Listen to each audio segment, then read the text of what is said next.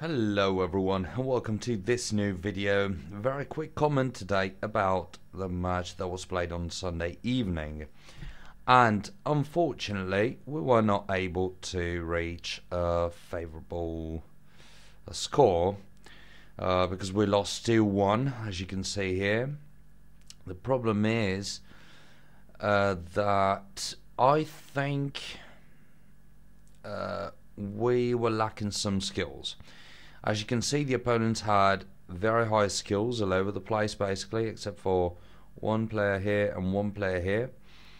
But the rest, well, in terms of skills, they were better. What I don't really like is that it sounds to me like in the past couple seasons, I must have a look at the rules actually, because there's something odd about this. In the past couple seasons, I think we saw experience dropping in terms of importance, or at least decreasing in terms of importance, because we had more experience than the opponents.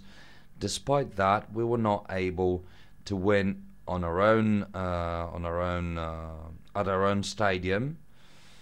We were not able to win and to overcome these opponents.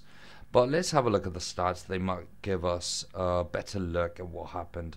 So 2-1 was the final score for the opponents, and then 56% ball possession was for us, which means that at least we were well, controlling the ball more than the opponents did. And then 44% ball possession for the opponents, 7 shots for us, 9 shots for the opponents. So they were able to, thanks to their higher skills, to shoot more. And yeah, well, but this is a 6% difference, so it doesn't sound totally right that we shot 2 times less than they did. On top of that, we were playing both slightly attacking, so in theory we should have seen more shots, and this might be a good indicator together with the ball possession, because we have increased ball possession and we have reduced, in my opinion, the opponent's shots. It might not exactly be the case, because they were able to shoot more than we did, but at the same time, I think 9 shots for this kind of skill difference is not a lot.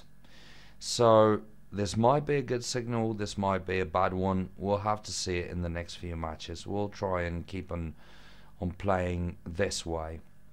We're probably not slightly attacking, but with this kind of lineup. Then 3 shots on target for us and 5 shots on target for the opponents. Again, they were more accurate than we were. They shot on target more than 50% of the time. We shot at the goal less than 50% of the time of the total shots. Then 7 set pieces for us, which is down to the ball possession, and 2 set pieces for the opponents.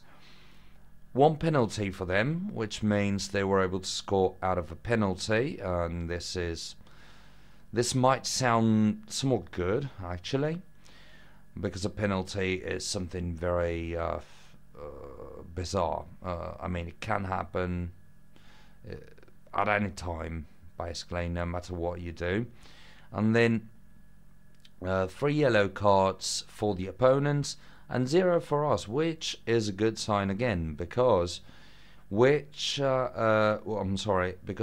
3 yellow cards, in my opinion, means that the opponents were under pressure, and this Menendez guy score, rate at the end of the match, tells me that we were able to give the opponents a hard time.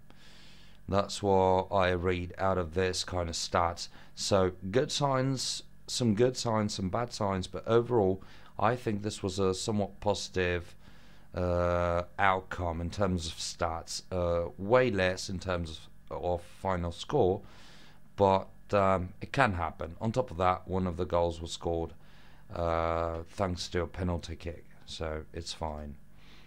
Let's have a look at the standings. We're still in the 9th position, but it does not matter at all at this point in time.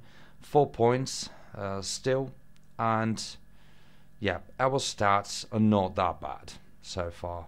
So out of 3 matches, we won 1, we drawn 1, and we lost 1. So not too bad.